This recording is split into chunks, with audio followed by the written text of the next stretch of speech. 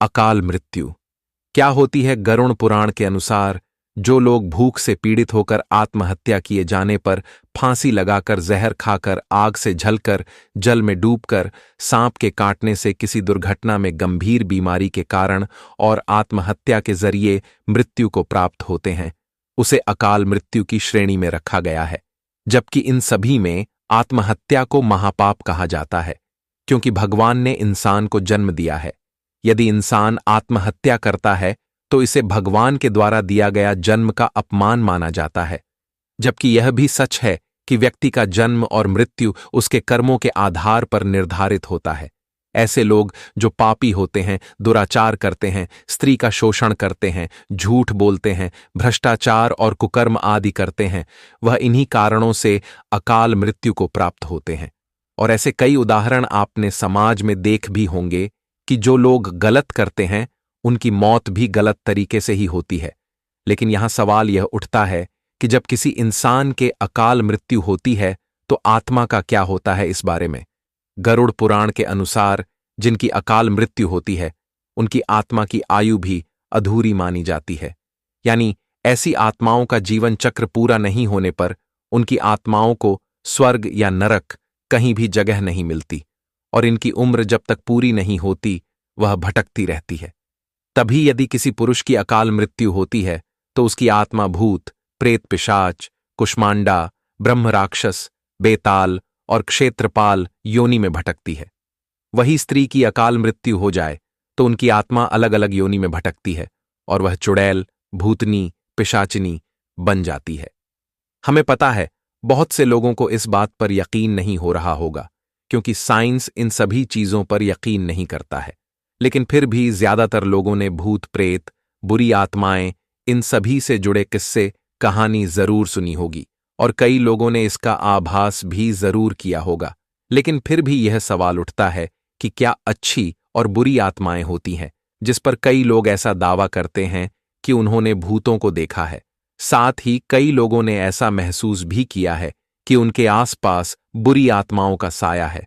और आपने भी देखा या महसूस किया है तो कमेंट में जरूर बताएं, ताकि जिनको यकीन नहीं है वह इस बारे में जान पाए।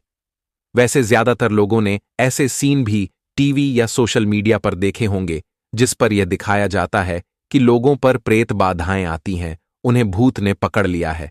लेकिन क्या सच में क्या भूत प्रेत होते हैं? चलिए इसका जवाब आत्मा से समझते हैं। लेकिन यह जानने से पहले यह जान लीजिए कि आत्माएं कितने प्रकार की होती हैं, कितनी प्रकार की आत्माएं होती है। शास्त्रों के अनुसार 3 प्रकार की आत्माएं होती है।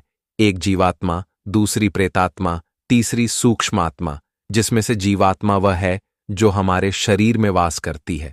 लेकिन जीवात्मा में जब वासना या कामनाएं भर जाती है तो उसे प्रेत आत्मा कहते हैं, और जब यह आत्माएं सूक्ष्मतम शरीर में वास करती है तो उसे सूक्ष्म आत्मा कहा जाता है।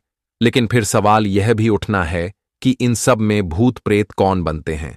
शास्त्रों में इसके बारे में भी लिखा गया है कि जो इंसान अपने जीवन में भूख, प्यास, रोग, क्रोध, वासना इत्यादि की इच्छाओं के साथ मृत्यु को पता है, उसे मृत्यु लोक में भूत बनकर भटकना पड़ता है। इसके साथ ऐसा भी कहा गया है, जिस व्यक्ति की मृत्यु समय से पहले हुई हो, यानी कि दुर्घटना में हत्या के कारण या आत्महत्या के कारण हुई हो, तब उसकी आत्मा इस लोक में भटकती रहती है। इसके अलावा जिन आत्माओं का श्राद्ध कर्म और पिंडदान नहीं किया जाता है, उनकी आत्मा भी मृत्यु लोक में अपनी इच्छा पूर्ति के लिए भटकती रहती है, और यही आत्माएं बुरी आत्माएं बनती हैं, जिसके बारे में हिंदू धार्मिक ग्रंथों में लिखा है कि जिन पितरों का श्राद्ध या तर्पण अपनों के द्वारा नहीं किया जाता है, वह आत्मा अपनी इच्छाओं की पूर्ति के लिए बुरी आत्मा बनकर परिवार के लोगों को परेशान करती है। इसीलिए हिंदू धर्म में श्रद्धा एवं तर्पण को बहुत ही महत्वपूर्ण माना जाता है। पितृपक्ष में या अमावस्या तिथि के दिन श्राद्ध आदि कर्म का विशेष महत्व है। इसके साथ ही धर्माचार्य यह भी बताते हैं कि जिन लोगों को जानबूझकर तड़पाया या सताया जाता है, वह भी मृत्यु के बाद बुरी आत्मा के रूप में उस व्यक्ति को परेशान करती है। इसके अलावा जो व्यक्ति हमेशा पाप कर्म करता है, उस पर भूत या बुरी आत्मा का साया आसानी से पड़ सकता है।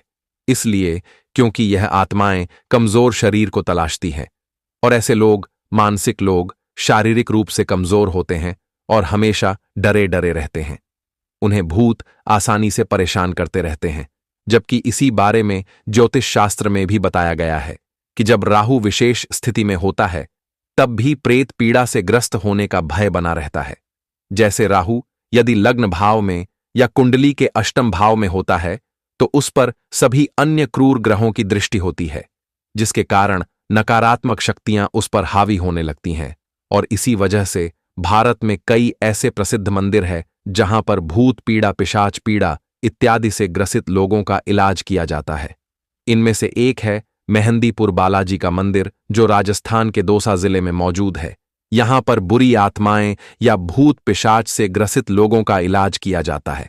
मान्यता है कि यहां पर चढ़ाए गए प्रसाद को घर नहीं ले जाना चाहिए, इससे भूत प्रेतों का साया साथ जाने का डर बना रहता है।